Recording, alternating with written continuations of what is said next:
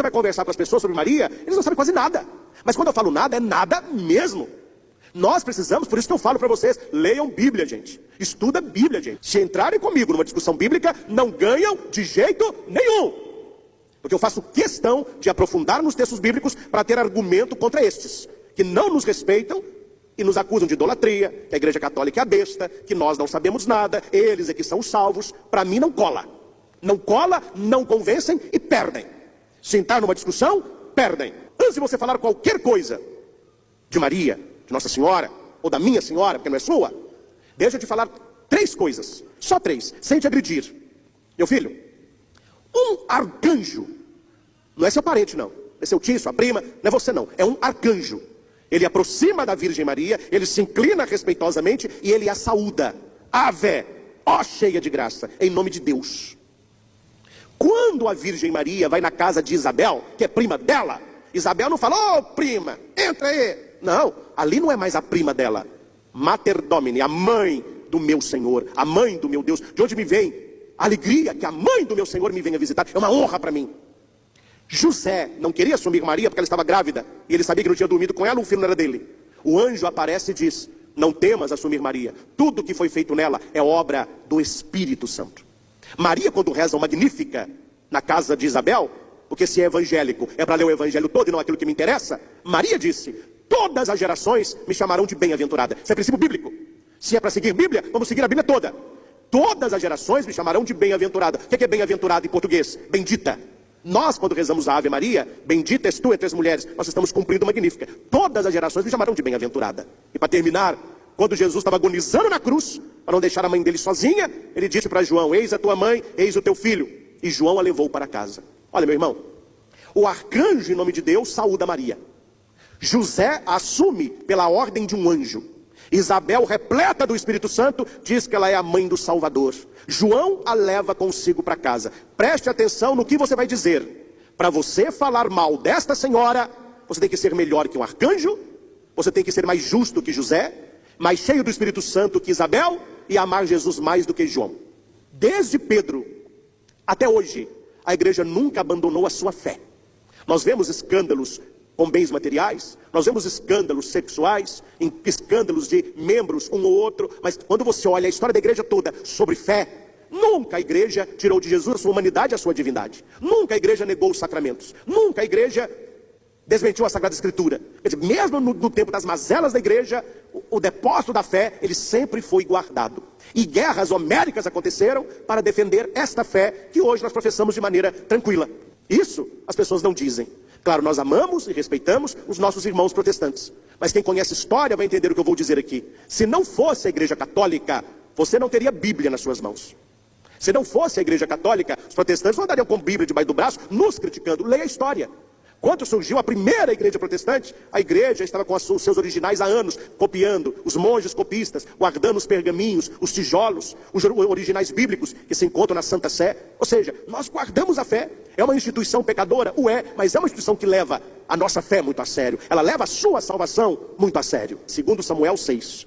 Davi e o povo partiram de Balé-Judá, lugar da arca, subindo as montanhas. Lucas vai dizer, Maria partiu para a região montanhosa da cidade de Judá. A arca é levada para Judá, lugar montanhoso. Maria vai para a casa de Isabel, lugar montanhoso. Segundo, expressão de alegria. Davi, quando viu a arca, ele dançou, versículo 5, com alegria, versículo 12, saltando e rodopiando, versículo 14. Quando o menino, João Batista, sente a presença de Maria, a nova arca chegando, a Bíblia vai dizer que ele estremeceu de alegria no útero de Isabel. O original grego, ele dançou. João Batista, no útero de Isabel, ele deu uma dançadinha.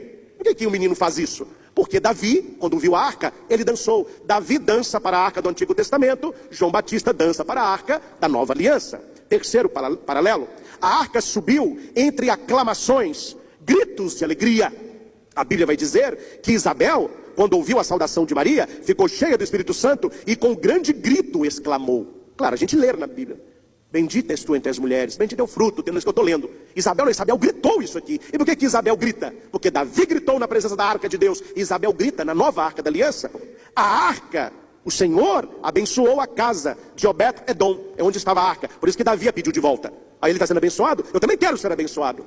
Quando Maria chega na casa de Isabel, Isabel é abençoada. Mais do que Obed-Edom, ele foi abençoado com a arca. Isabel ficou cheia do Espírito Santo. Gente, quem é cheio do Espírito Santo, olha para Maria e diz: bendita és tu entre as mulheres. Foi com Isabel assim? Por que conosco seria diferente? Isabel, cheia do Espírito Santo, exclamou: esta é a mãe do meu Senhor, a mãe do meu Deus. Maria vai responder: eis aqui a serva do Senhor. Isabel vai dizer: a mãe do meu Senhor, serva de Deus, mãe de Deus. Quer que tomene, mãe de Deus. Temor reverencial. Davi vai dizer: como eu posso ter a honra de receber na minha casa a arca do Senhor? Versículo 9. O que Isabel vai dizer? Como a mãe do meu Senhor vem me visitar. Que honra é essa? Olha o paralelo perfeito dos textos. E último, tempo de permanência. A arca da aliança ficou na casa de Obed-Edom 3 meses. E o final do texto vai dizer: Maria ficou na casa de Isabel durante 3 meses. João, quando está na ilha de Patmos, ele está tendo visões, ele vê a arca da aliança. Depois ele vê a mulher vestida de sol. Para quem estuda Apocalipse, João, ele tem essas visões, a mesma visão de símbolos diversos. Ele vê a mesma coisa de maneiras diversas. Aí ele vai escrever, ele vai vendo e ele vai escrevendo. Então ele está vendo a arca e ele está vendo a mulher vestida de sol. Logo que a arca aparece no templo, aparece a mulher vestida de sol. Gente, aqui não tem nem que forçar o texto. Por que a Bíblia diz que apareceu a arca e depois apareceu a mulher? Não é possível que nós não matamos a charada, que a mulher é Maria. E a arca é a aliança do Antigo Testamento. E no céu Maria é a nova arca. Como a arca não passou por estado de deteriorização, assim o corpo da virgem também não, porque é mais do que a cássia. A santidade é mais do que ouro. Outra coisa que não cabe na minha cabeça, nem no meu coração. Se alguém souber a resposta, me diga, por favor. Pode mandar e-mail, mensagem, me respondam isso. Se a terra onde Jesus pisou é santa, imagina a mulher que o gerou.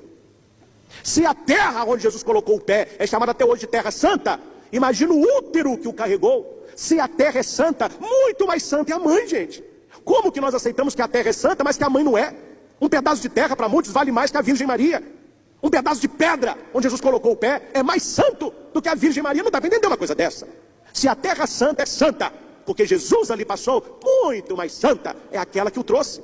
Muito mais santa é o útero virginal de Maria. Amemos a terra santa, mas não desprezemos a mãe, porque toda a profecia se cumpre nela. O que havia na Arca da Aliança antiga? Se alguém perguntar para você, o que tem dentro da Arca da Aliança? Tem gente, ele vai me desculpar, mas não sabe. Não lê Bíblia, não estuda, não sabe. O que tem dentro da arca? Tem alguma coisa da arca? E tem, meu chapa. Vai ficar andando com a arca para cima e para baixo vazia. O que tem na arca? Tem as tábuas da lei de Moisés, a lei mosaica, os 10 mandamentos. Tem um pote de material nobre com o maná, o pão que caiu do céu. E tem o cajado de Araão, quando ele floriu. Está tudo lá, na arca. São sinais da presença de Deus. Gente, não é possível que a pessoa não entenda uma coisa dessa? A lei, o maná e o cajado. Quando Maria está gerando Jesus, ela é a nova arca da aliança. Quem é Jesus? O judeu vai dizer que os 10 mandamentos se chamam as 10 palavras. Nós falamos 10 mandamentos. Os judeus falam 10 palavras. Quem é Jesus que está no útero de Maria? A palavra de Deus que se faz carne. E o verbo de Deus se fez carne e habitou entre nós em Maria. Na arca, a lei do Antigo Testamento. Em Maria, a própria lei feito homem. Na arca do Antigo Testamento, uma vasilhinha com maná. No útero de Maria, o pão da vida, o verdadeiro maná, a Eucaristia, Jesus Cristo. Essa vasilhinha pequenininha que estava dentro da arca é simbolizada no nosso altar pelas âmbulas. Aquele objeto que o ministro vai distribuir a comunhão com o padre, aquela âmbula simboliza este vasinho que estava dentro da arca da aliança. O cajado de Araão agora é o quê? O báculo de Jesus, que é o bom pastor. Jesus não é só um profeta, ele é o próprio bom pastor. Se veneramos a arca da aliança, por que não veneraríamos Maria? Se para o judeu é sagrado a lei, o maná e o cajado, para nós muito mais que Cristo, a plenitude da revelação. Se o judeu não aceita dizer que a arca foi destruída, mas ela foi arrebatada, muito mais Maria. Outra coisa que nós não entendemos, que aceitam que Elias foi arrebatado, Eliseu foi arrebatado. Muitos do Antigo Testamento estão com Deus, mas eles foram, mas Maria ficou, sendo que Maria é superior a todos eles. Então precisamos entender a nossa fé cristã católica, precisamos entender a devoção a Maria Santíssima, e nós devemos ter esta devoção a Nossa Senhora. A nossa igreja católica, a nossa fé cristã está do jeito que está, porque perdeu-se o temor a Deus, perdeu-se a fé em Deus. Se fala muito mais para agradar do que para converter. Pessoas dentro da igreja com cabeça protestante, pessoas que vão à missa e que não têm uma devoção mariana, pessoas que nem um terço na vida já rezaram. Nós estamos brincando de ser católico, brincando de seguir Jesus Cristo. E aquela frase que as pessoas não gostam de ouvir, mas deve ser dita a muitos da igreja. Nós estamos preocupados em trazer o povo. Tem que pôr uma meia dúzia para fora. A porta da igreja é serventia da casa. As pessoas estão levando a fé de qualquer jeito. Com Jesus nós devemos ser cristãos católicos convictos, profundamente marianos, profundamente eucarísticos. Se assim não for, não vale a pena. Não vale a pena ser um católico de meia boca. Não vale a pena ser um cristão mais ou menos. Você está perdendo tempo. Me desculpe a franqueza, gente. Não vou mentir para você. Se você não é um católico fervoroso, alguém que conhece a escritura, alguém que tem relacionamento, eu estou falando de relacionamento, estou falando de religiosidade não. Religiosidade não segura ninguém. A pessoa é católica hoje, é batista amanhã, é espírita na quarta, é da universal na sexta. Não estou falando desse povo não. Isso aí é folha de bananeira, vai para onde o vento toca. Estou falando de um catolicismo arraigado. Você amar a igreja como você ama a sua mãe. Você amar Maria como a sua mãe da terra, uma mãe do céu. Não que você só tenha uma... Não, você sente. Você sente o direcionamento, você sente a proteção, você tem necessidade do terço. E se você quer uma boa oração, eu lhe dou uma boa oração. Senhor, ensina-me a amar a tua mãe como tu mesmo a amas. Só essa oração. Ele vai te convencer quem é esta mulher. A mulher que o deu a vida. A mulher do mistério da encarnação. A mulher do Gênesis e do Apocalipse. Eu digo por mim. Espero que você também o diga. Quem sou eu sem a Virgem Maria? Quem sou eu sem a devoção mariana? Que nós percorramos este caminho. E que nós possamos, meus irmãos, no mundo que nós estamos vivendo, cada vez mais distante das coisas do céu, vamos segurar nas mãos de Maria.